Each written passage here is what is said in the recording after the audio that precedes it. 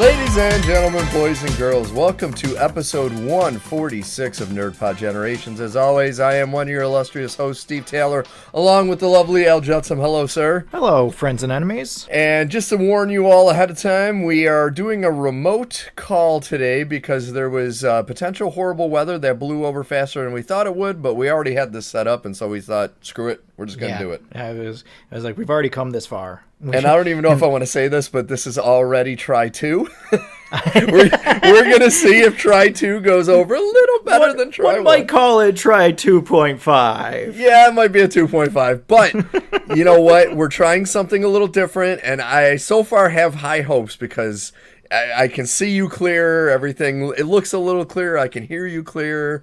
I did a test on Audacity when we were offline, and my audio sounds great, so I'm hoping everything is awesome. This will be good. This will be good. It is very funny that in our moment of need, we had to reach out to Apple, the almighty Apple, and be like, "Hey, can you lend us a hand?" They're not perfect, but when it comes to shit like this, they do kind of know what they're doing, and it drives me this is what the Fat 32 is for, right? This is what you get out of it. Exactly. So, folks, once again, this is episode 146 of NerdPod Generations, meaning there are 145 previous gold episodes, so please go to Spotify.com or Apple Podcasts, look us up, make sure you subscribe to our podcast so you can get notified every time a new show goes up. If you want to know a little more about us, go to NerdPodGen, NerdPodGen.com. There are links to pretty much every podcast. There's links to our YouTube channel, NerdPod Generations on YouTube. There's also some links to different side projects Al and I do, so you can kind of get a little understanding of us personally. But please, give a like, give a listen, give a subscribe, let us know what you think. And in 2 weeks, we are doing one of our favorite segments, which is called Watch and Review, where we go to the movies, watch a brand new movie, come right back and do a show so it's fresh in our brains. And it is the much anticipated Deadpool and Wolverine. So fingers crossed, folks. Is it anticipated? Is it fear? I can't tell anymore. This modern life has made me numb to so many things. I do have faith in Ryan Reynolds. I hate to say it, but I have faith in Ryan Reynolds that he will do this. I have faith in Kevin Feige that he thinks he knows better. True. That's my thing. But I'm wondering if Bob Iger at any point, with everything going on with Star Wars and with Marvel tanking, is just like, dude, you gotta listen to other people. You gotta bring in other minds because this is not working. No, it is not working. So, folks, we do like to start every episode with a little segment we like to refer to as Watch, Play, Read. And this week we are going to be starting with Mr. Al Judson. I have a few things I want to jump, a few lily pads to hop. I do want to get to some trailers before the end of the segment, so just to warn the friends and enemies out there to stick around for that. But I have been going through, I needed a happy place. I needed something nice, and Vudu was selling, they had a deal on DC animated movies, so I've been just bathing in that jacuzzi for a few days now. Nice. Because the Max is getting rid of them, because why not? Because fuck you guys, I guess.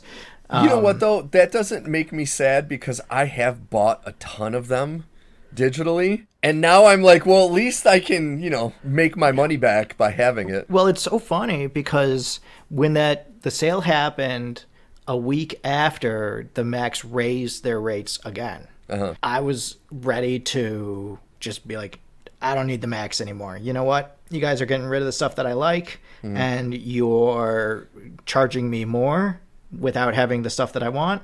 You're gone. You're done. And then that night, my parents texted me and they were like, "Hey, what's the HBO login?" Oh, no.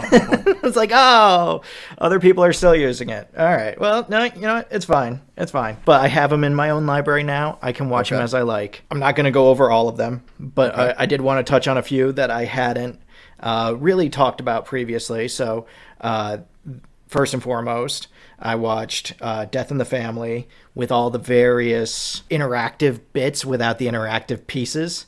So basically, for anybody who doesn't know, Death in the Family is one of the showcase ones. So they have these like 20-minute vignettes that make up a full piece. For Death in the Family, it's an interactive showcase. So depending on what you do, it'll change the movie. It doesn't work on HBO Max. So the one time I watched it, I was just like, this is just a Red Hood clip show. This is just Under the Red Hood, but as a clip show. Why am I wasting my time with this? So I finally got the chance to go through, and I couldn't play the movie like you would on the... You can only do it on the Blu-ray and DVD, which is silly. That is very silly. But on Vudu, they have it as alternate endings, quote-unquote alternate endings. So I got to sit down and watch all of those, which was something that I've been really wanting to do for a while because I love Under the Red Hood. Okay. It's probably one of my favorite of the DC animated movies. It just hits so hard, especially compared to what Marvel was doing at the time, because it came out in like 2010, I want to say 2010, which is kind of crazy. Something like that. It's been that long. But this is really interesting because it goes through a bunch of different iterations of what could have happened in that story. And it also expands on the world of Under the Red Hood. So it turns out Under the Red Hood takes place after the Killing Joke in this universe. Oh, interesting. It's not a thing in Under the Red Hood because Barbara Gordon's not in that. Yeah. It's never referenced, it's never talked about. But in this, they are very clearly being like, no, this happened after the events of that night. Oh, interesting. And so it actually calls on a bunch of different Batman histories and pieces. So you get like Zuranar Batman is here. You get the Killing Joke in a few different forms. You get Hush.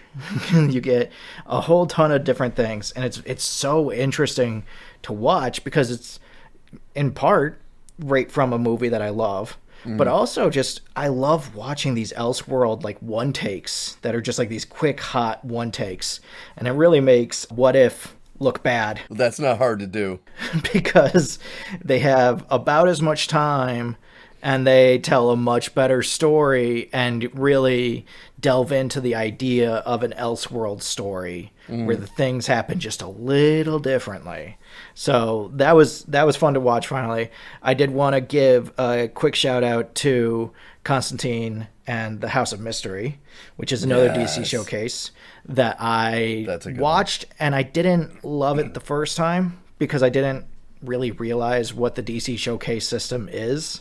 So you had like this really cool Constantine opening that is a epilogue to Apocalypse War, and it sets up everything going on with the DC animated films now with Crisis. So it is this really interesting tie together between the two worlds, but then that's only like the first 20 minutes. And then there's what, three other stories that go with it. So there's Commandy, the last boy on Earth, which is interesting. It's an interesting kind of like Planet of the Apes story, but they're trying to find Superman. So it's like, okay, this is interesting. You have a Blue Beetle done very much like the Batman of the 60s, and like that kind of cartoony style, lots of reused animation. One of the most interesting things is that it's almost a satire of that era of animation, not just in terms of like the writing, but in terms of how the animation was made. So it seems like there's a lot of purposeful mistakes. So colors will be done wrong on characters, but just in one shot. You can clearly tell that animation is being reused over and over and over again. But it's done in this authentic way, and it's Blue Beetle. You could do worse. Yeah. And then the losers, which again ties directly to Crisis, where the losers are on a mission, and they find the giant wall of death that we see in Crisis. So it's just like, oh, all right. You know, I kind of ran past this. I think that it's stupid that you have the intro before every single short. So you have like this extra minute and a half between each short that just doesn't need to be there because it's the DC logo, the full DC logo, where they go through every character, and then this little vignette that tells you it's a showcase, and that plays every single time before any one of these starts. And it's just like, you didn't need to do that. You didn't need to do that. Credit where credit's due. I liked it more the second time than the first time. Last one I wanted to hit was one that I haven't seen, but I did see on the Max, but it was taken off the Max, so now I got to go back and watch it, which is Deathstroke Knight and Dragons. Have you seen this? No, I have not. Yeah, so this is a Deathstroke movie. Okay. And it's very interesting, especially if you know that Deadpool is kind of a joke version of Deathstroke. My favorite joke that my friend Rosie had was, how do you swim in the Deadpool? You do the Deathstroke. Oh, Jesus. I found this very interesting because it plays with a lot of different concepts. It tries to frame Deathstroke as this like avenging angel type, kind of like the Punisher or Venom. Okay. But he has like this whole family dynamic that's going on. There's, of course, a family tragedy that happens, but also just like the life that Slade Wilson lives leaves a lot of people in his wake. It's just like there's a lot of dead bodies and a lot of cast off people. It's got a lot of red on his ledger like Marvel likes to overuse. No, but it's so interesting. There were a few moments that didn't work for me. They try and have his ex-wife be a character, but they don't use her in any particularly interesting way. That's so weird. There are just like some moments where you're like, oh, is she just here so she can be something that Slade has to save, or someone that Slade has to come in and keep from falling off the tail of this plane? There are just some interesting decisions. Bronze Tiger is not I've seen a few different versions of Bronze Tiger. This is like antithetical to every Bronze Tiger I've ever met. This is not a man of honor. He's literally a warmonger where he's just going back and forth between these two warring sides in Eastern Europe. And he just fights for one side for a year, and then he'll go to the other side and fight for them, and then he'll go to the other side and fight for them. It's like, this is not Bronze Tiger. This is not the Bronze Tiger I know. But it is an interesting movie, and it brings up some interesting arguments, like the idea of what love looks like to people like this. What does it feel like? What do they think love is versus this love between these two siblings that are kind of at the heart of the movie itself. And it's really fascinating. It's a little off at times just because I've seen Deathstroke in some very unflattering light in a lot of cases. His time as a villain with the Teen Titans and everything with Terra, and you know, depending on what version you're looking at, that gets real grody real fast. I still remember the Judas contract from the last animated universe where she comes out in makeup, and I'm just like, she's like 16 and he's like 45. This is not good. Yeah. So, yeah, it's just interesting to see Deathstroke as like this three-dimensional character that they tried to make an anti-hero where he's like, I only kill bad people. It's like, It is an interesting choice to revolve a movie around as far as a singular character. Yeah, like the title of the movie, Knights and Dragons, is a reference to the book that Slade Wilson reads his son at night, where it's about a shining knight who is a DC character coming in and slaying dragons and then moving on and just letting the kingdom go back to its ways of peace now that the monsters are gone. And it's supposed to be like, oh, Slade thinks he's a knight going in and slaying monsters, but he doesn't realize that he's one of the monsters. And it's just like, okay, this is interesting, but we never get into any of that. See, in hearing that title, I would be disappointed because they have that penance to do time travel, or like with Gotham by Gaslight, putting the character in a different setting, a different time. If they would have had him in like the King Arthur days fighting dragons and knights, that would have been awesome. That could have been interesting. Deathstroke's a perfect character for that. Yeah. So it wasn't a bad movie, but it definitely felt like it was reaching. It didn't feel authentic. And that's mainly because I don't see Slade as a heroic figure in any other way. You know, you have to go to Counter Earths where you have like Ultraman and Lex Luthor is a good guy and the Jester instead of the Joker. Then you get like Slade Wilson as a good guy, and you're like, okay, that makes sense because this is the world where all the villains are good guys, all the good guys are bad guys. Cool. This felt kind of like a reach, but that's just me knowing the character, not within the narrative itself. I got you. So I did really quick want to note that me and Kelly finished My Lady Jane. Oh, how did it end? It was very fun. We had a very good time finishing Nice. it. Nice, good tension all the way through.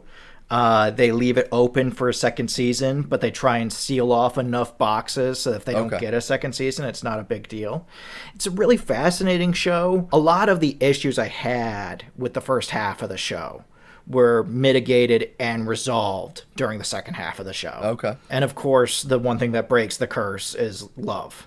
So you still have a solid fantasy base to all of this, but it's just like, it's almost like watching, because the way that Queen Mary is the villain in this is almost like the McPoyles from Always Sunny. Yes. Like the look she has on her face, I've seen on the McBoyle boys. Like I've seen that look, and it gets so over the top at times, but in a good way, in a fun way. Was she ever in a bathrobe and ill-fitting tighty whities?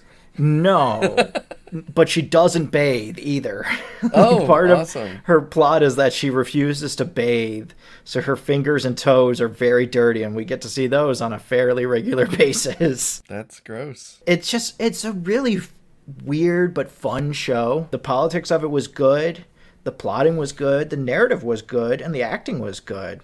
It was a really fascinating retelling of a historical event that I don't know many people know. I do think the animal thing worked by the end, but it definitely was you're either going to get hit with that wave and keep going, or it's going to make it so you can't watch the show.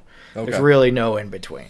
So, but I liked it. I'd nice. give it like a solid B plus A minus. Nice. Well, that's good. So, new shows are always good to be surprised by.